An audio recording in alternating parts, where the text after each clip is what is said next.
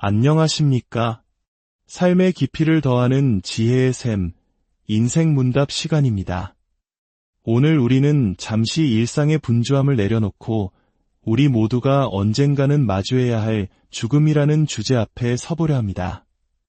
죽음은 끝이 아니라 오히려 삶의 진정한 의미를 비추는 거울이 될 수 있습니다. 오늘 이 메시지가 당신의 마음에 깊은 울림을 주었다면 구독과 좋아요를 통해 더 많은 이들에게 이 은혜의 말씀을 전하는 통로가 되어 주십시오. 당신의 작은 나눔이 누군가에게는 인생의 전환점이 될 수 있습니다. 주님의 이름으로 축복합니다. 여러분께 먼저 사과의 말씀을 드려야겠습니다. 지난 주일 저는 예배가 끝나기도 전에 서둘러 자리를 떠났습니다. 몇몇 분들이 저와 이야기를 나누고 싶어 기다리시는 것을 알았지만 저는 그 자리에 머물러 있을 수가 없었습니다. 솔직히 말해 그럴 기분이 전혀 아니었습니다. 지난 한 주는 제게 무척이나 힘든 시간이었습니다. 모든 일은 지난주 금요일 형에게서 온 전화 한 통으로 시작되었습니다. 형은 제게 삼촌께서 돌아가셨다는 소식을 전했습니다. 삼촌의 죽음이 그리 대수냐고 생각하실 수도 있습니다. 하지만 그 소식은 제게 너무나 무겁게 다가왔습니다. 이미 저는 부모님과 새어머니, 그리고 양가의 조부모님까지 모든 분들을 떠나보냈습니다. 대학 시절에 이미 제 주변의 어른들은 대부분 하나님 곁으로 가셨지요. 그래서 삼촌 한 분 더 돌아가신 것이 그리 큰일이냐고 반문할 수도 있겠지만 이번 죽음은 제 마음을 송두리째 무너뜨렸습니다. 그 이유는 삼촌이 예수님을 믿지 않으셨기 때문입니다. 그 어떤 방식으로 생각해봐도 삼촌은 구원자이신 예수님을 알지 못한 채 세상을 떠나셨습니다. 형의 목소리를 통해 그 사실을 확인한 순간 그날은 제 인생에서 가장 슬픈 날 중 하나로 기억될 것임을 직감했습니다. 저는 급히 비행기에 올라 금요일에 고향으로 날아갔고 슬픔에 잠긴 숙모님 곁을 지키며 마음을 추슬렀습니다. 그리고 토요일에 다시 돌아와 주일 예배에 섰지만 제 마음은 아무것도 할 수 없는 텅 빈 상태였습니다. 한 주 내내 그런 공허함이 저를 짓눌렀습니다. 교회에서 성도님들과 마주칠 때 저는 평소처럼 웃으며 악수를 나누고 어떻게 지내세요? 라고 물었습니다. 하지만 제 얼굴의 미소는 완전히 거짓이었습니다. 웃고 싶은 마음은 눈꽃만큼도 없었으니까요. 갓 태어난 제 아이에 대해 물어보는 분들께도 건성으로 대답하며 자리를 피하고 싶었습니다. 그 순간 저는 깨달았습니다. 나 지금 정말 가식적이구나. 이것은 제가 어릴 적 그토록 싫어했던 교회의 모습, 바로 그 위선적인 모습이었습니다. 진심 없이 주님을 찬양합니다. 라고 외치는 목사님을 보며 제발 그만둬요. 진심도 아니면서라고 생각했던 그 모습이 바로 제 모습이었습니다. 그 주말에 저는 완전히 가짜였습니다.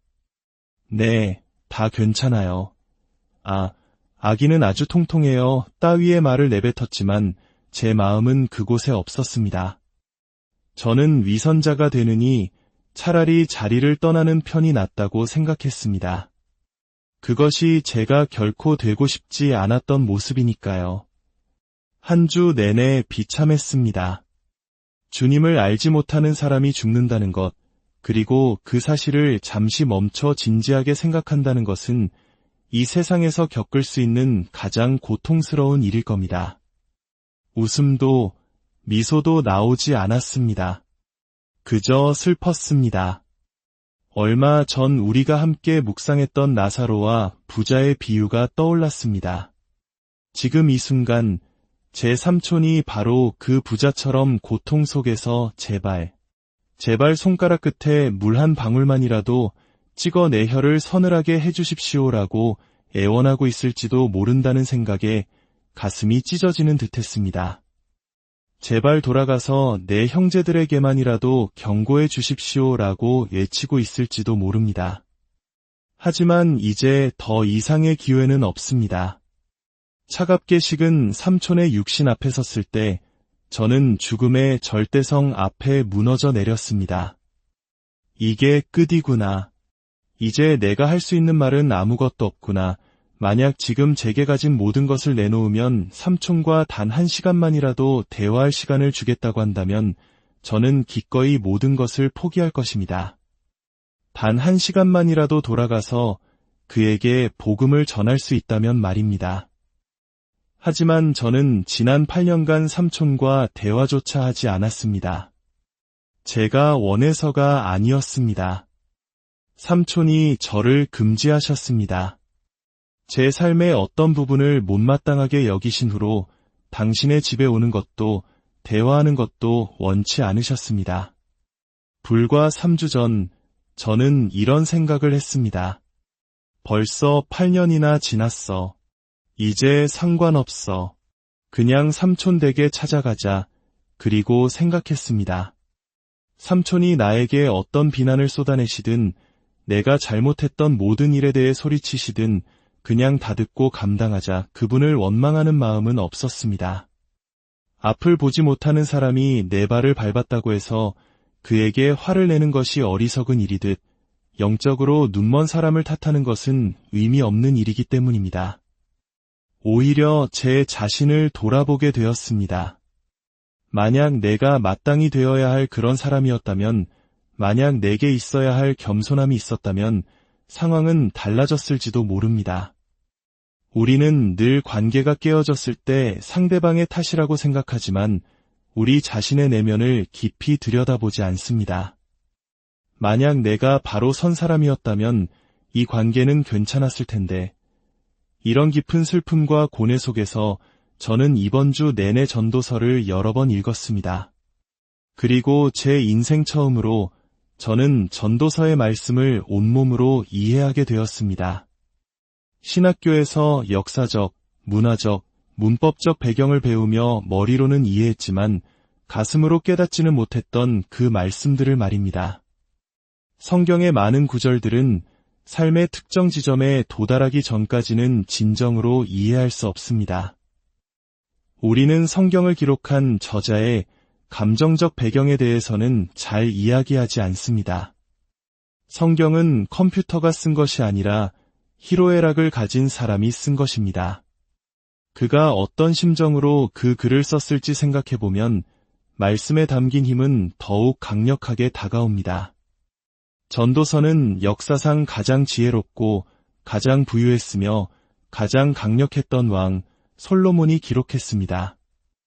그는 이 세상의 그 누구보다 더 많은 쾌락과 즐거움을 누렸습니다. 수많은 여인들과 함께하고 상상할 수 있는 모든 부와 권력, 지혜를 손에 넣었습니다. 그리고 인생의 끝자락에서 그는 자신의 모든 경험을 바탕으로 이 책을 썼습니다. 그가 우리에게 던지는 첫마디가 무엇인지 아십니까? 전도서 한 장을 펴보면 그는 이렇게 외칩니다. 헛되고 헛되며 헛되고 헛되니 모든 것이 헛되도다. 세상에서 가장 지혜로운 자의 입에서 나온 첫마디가 바로 헛되다는 것이었습니다. 이번 주 저는 그 의미를 비로소 깨달았습니다. 솔로몬은 책 전체에 걸쳐 죽음에 대해 이야기합니다. 그는 인생의 마지막에서 자신이 추구했던 모든 것들, 자신이 이루었던 모든 업적들을 돌아보며 외칩니다. 이 모든 것이 얼마나 공허한가. 이 땅의 모든 것은 헛되고 어리석고 무의미하다. 그렇습니다. 사람이 죽음을 맞이할 때 우리는 비로소 무엇이 진정으로 중요한지를 깨닫게 됩니다. 제 삼촌의 죽음 앞에서 저는 주변의 모든 것을 보며 스스로에게 물었습니다. 이게 중요한가? 저게 중요한가? 대체 무엇이 중요한가? 솔로몬은 말합니다. 나는 세상에서 가장 지혜로운 자다. 그래서 나도 죽는다. 당신은 어리석고 나는 지혜롭지만 우리 둘 다 죽는다.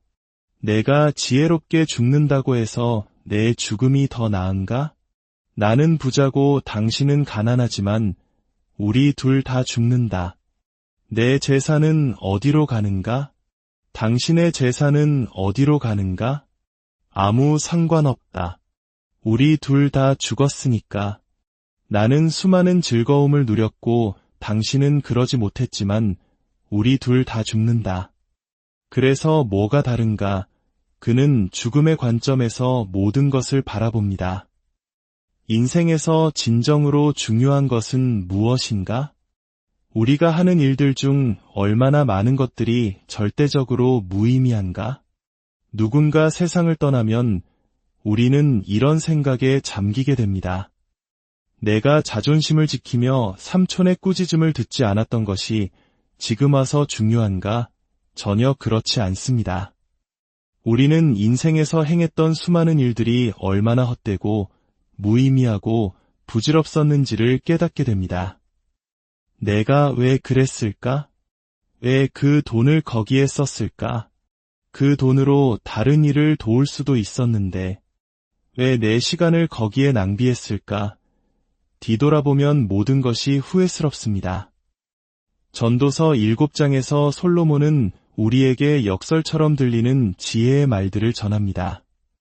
처음 들으면 이상하게 들리지만 깊이 묵상할수록 그 안에 담긴 진리를 발견하게 됩니다. 7장 1절에서 그는 말합니다. 좋은 이름이 좋은 기름보다 낫고 죽는 날이 출생하는 날보다 나으며. 여기서 이름은 단순히 호칭을 의미하는 것이 아닙니다. 그것은 한 사람의 인격, 그의 존재 자체를 의미합니다. 당신이 누구인가 하는 것이 당신이 무엇을 가졌는가보다 더 중요하다는 것입니다. 오늘날 대부분의 사람들은 돈을 위해 기꺼이 타협하고 작은 이익을 위해 진실을 왜곡합니다. 우리는 가진 것을 잃지 않고 더 많이 얻는 것에만 관심을 둡니다. 하루 중 얼마나 많은 시간을 자신의 이름, 즉 자신의 인격과 존재에 대해 생각하며 보내십니까? 그리고 얼마나 많은 시간을 무언가를 얻기 위해 고민하며 보내십니까?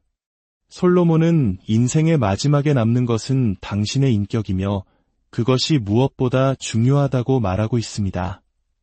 그는 이렇게 덧붙입니다. 죽는 날이 출생하는 날보다 낫다. 우리는 아기가 태어나면 잔치를 열고 선물을 주며 그 탄생을 축하합니다. 그리고 매년 그 날을 기념합니다. 하지만 누군가 죽으면 우리는 장례를 서둘러 마치고 이제 일상으로 돌아가야 한다고 말합니다. 그러나 솔로몬은 말합니다. 좋은 이름을 가진 사람에게 죽음의 날은 더 나은 날이라고. 만약 한 사람이 그저 많은 재산을 쌓아두고 죽는다면 그것은 비참한 일입니다. 하지만 평생 동안 자신의 것을 나누고 무언가를 위해 살고 신념을 지키며 좋은 이름을 남긴 사람에게 죽음의 날은 태어난 날보다 훨씬 더 영광스러운 날입니다. 우리 믿는 자들이 자신의 죽음을 축하하지 못한다면 무엇을 축하할 수 있겠습니까? 제가 죽는 날 슬퍼하지 마십시오. 오히려 서로에게 선물을 주며 축하해 주십시오. 그는 늘 저곳에 가고 싶어 했지. 드디어 그곳에 갔구나 하고 말입니다. 그리고 솔로몬은 제가 이번 주 내내 떨쳐버릴 수 없었던 구절을 말합니다. 7장 2절입니다. 초상집에 가는 것이 잔치집에 가는 것보다 나으니 모든 사람의 끝이 이와 같이 됨이라 산자는 이것을 그의 마음에 둘지어다. 초상집, 즉 누군가 죽어온 가족이 슬픔에 잠겨있는 그곳에 가는 것이 잔치가 벌어지는 집에 가는 것보다 더 낫다고 그는 말합니다. 더 즐겁다고 말하지 않았습니다. 더 낫다고 했습니다. 우리는 종종 즐겁지 않으면 좋은 것이 아니라고 생각합니다. 하지만 솔로몬은 더 위대한 선은 잔치집이 아닌 초상집에 있다고 말합니다. 왜냐하면 모든 사람의 끝이 이와 같기 때문입니다. 당신도 죽는다는 것입니다. 그 사실을 마음에 새기라는 것입니다. 히브리어 원문에서 마음에 둘지어다는 말은 그것을 내 심장에 박아 넣어라라는 뜻입니다. 심장은 당신의 존재의 핵심이며 모든 결정을 내리는 통제센터입니다. 모든 결정을 내릴 때마다 죽음이라는 필터를 거치라는 것입니다. 나는 언젠가 죽는다. 그렇다면 지금 이 결정이 죽음 앞에서 어떤 의미가 있을까? 내가 죽을 때 어떤 결정을 내린 것을 더 가치 있게 여길까? 우리는 죽음에 대해 이야기하는 것을 불편해합니다. 하지만 솔로몬은 지혜로운 자라면 죽음에 대해 생각하는데 시간을 보낼 것이라고 말합니다. 당신은 죽을 것입니다. 언젠가 어느 순간에라도 죽을 수 있다는 사실에 근거하여 결정을 내리기 시작해야 합니다. 그는 계속해서 말합니다. 3절, 슬픔이 웃음보다 나음은 얼굴에 근심하는 것이 마음에 유익하기 때문이니라. 장례식장에서 제 숙모님이 눈물을 쏟고 계실 때 한 친척이 다가와 숙모님을 껴안으며 이렇게 속삭였습니다. 울지 마세요. 다 괜찮을 거예요. 우리는 누군가 울고 있으면 뭔가 잘못되었다고 생각하고 어떻게든 그 눈물을 멈추게 해야 한다고 느낍니다. 하지만 하나님께서는 슬픔이 실제로 웃음보다 더 낫다고 말씀하십니다. 더 즐겁지는 않지만 슬픔이 당신 안에서 이루는 선한 일이 있다는 것입니다. 야고보서에서 설명하듯이 시련과 어려운 시간들은 실제로 당신의 인격과 인내를 만들어갑니다. 슬퍼해야 할 일에 대해 슬퍼하는 것은 잘못된 것이 아닙니다. 4절입니다. 지혜자의 마음은 초상집에 있으되 우매한 자의 마음은 혼인집에 있느니라. 어리석은 자는 늘 웃고 농담하며 현실의 문제를 외면하려 합니다. 그러나 지혜로운 사람은 마땅히 슬퍼해야 할 일에 대해 애도하는 시간을 갖습니다. 죽음에 대해 깊이 생각하고 그것을 마음에 새깁니다. 그리고 5절에서 이렇게 말합니다. 지혜로운 사람의 책망을 듣는 것이 우매한 자들의 노래를 듣는 것보다 나으니라. 솔로몬의 책망을 듣는 것이 어리석은 자들의 노래를 듣는 것보다 낫다는 것입니다. 어리석은 자들의 노래, 그것은 현실로부터의 도피입니다. 우리는 죽는다는 사실을 이야기하고 싶어 하지 않고 그저 웃고 싶어 합니다. 비틀즈의 이매진이라는 노래를 기억하십니까? 천국이 없다고 상상해봐요. 우리 아래 지옥도 없고 오직 하늘만 있을 뿐. 모든 사람이 오늘을 위해 사는 것을 상상해봐요. 얼마나 아름답게 들립니까? 천국도 지옥도 없는 것처럼 가장하고 오늘을 즐기자는 달콤한 속삭임. 이것이 바로 어리석은 자의 노래입니다. 우리는 그런 노래를 사랑합니다. 저는 제 자신이 얼마나 어리석은 자의 노래를 좋아하는지 고백해야겠습니다. 아무런 의미 없는 코미디 영화를 보며 웃고 현실의 고민을 잊게 해주는 가벼운 노래들을 듣는 것을 즐깁니다. 우리는 현실을 도피하는 것을 즐깁니다. 우리 마음을 혼인집, 즉 쾌락의 집에 두기를 좋아합니다. 하지만 성경을 읽어보면 하나님의 가장 큰 고민은 당신의 택한 백성들이 계속해서 집중력을 잃고 곁길로 빠져나간다는 것이었습니다. 그것은 오늘날에도 마찬가지입니다. 우리는 교회 안에서 음향이 크다, 작다, 예배 스타일이 구식이다, 신식이다 와 같은 정말 사소하고 무의미한 것들로 다투고 불평합니다. 그러나 가끔, 아주 가끔 성경에는 끝까지 초점을 잃지 않았던 인물들이 등장합니다. 그중 한 명이 바로 갈렙입니다. 12명의 정탐꾼 중 여호수아와 함께 유일하게 믿음의 보고를 했던 사람입니다. 불신앙 때문에 40년간 광야를 헤맨 후 85세가 된 갈렙은 여호수아 앞에 서서 이렇게 외칩니다. 보소서, 여호와께서 이 말씀을 모세에게 이르신 때로부터 이스라엘이 광야에서 방황한 이 45년 동안을 여호와께서 말씀하신 대로 나를 생존하게 하셨나이다. 오늘 내가 85세로 된 모세가 나를 보내던 날과 같이 오늘도 내가 여전히 강건하니 내 힘이 그때나 지금이나 같아서 싸움에나 출입에 감당할 수 있으니 그날에 여호와께서 말씀하신 이 산지를 지금 내게 주소서. 45년이 지났지만 그의 초점은 흔들리지 않았습니다. 그는 여전히 하나님의 군사로서 싸울 준비가 되어 있었습니다. 지난 주말 저는 아내의 할머니 클라라 할머니를 뵈었습니다. 올해 92세이신데 여전히 총명하시고 주님을 향한 사랑이 가득한 분입니다. 식사 도중 할머니께서 저를 보시며 말씀하셨습니다. 애야, 내게 조언을 좀 구하고 싶구나. 92세 어르신이 제게 조언을 구하신다는 사실에 저는 몸둘 바를 몰랐습니다. 제가 사는 요양원에 있는 사람들에게 어떻게 복음을 전해야 할지 모르겠구나. 내가 좋은 아침이에요라고 인사를 건네도 그게 무슨 뜻인지조차 모르는 분들이 많아. 날씨가 참 좋다고 말해도 알아듣지를 못하니 대체 어떻게 해야 내 예수님을 그들에게 전할 수 있을까? 할머니의 눈에는 눈물이 고였습니다.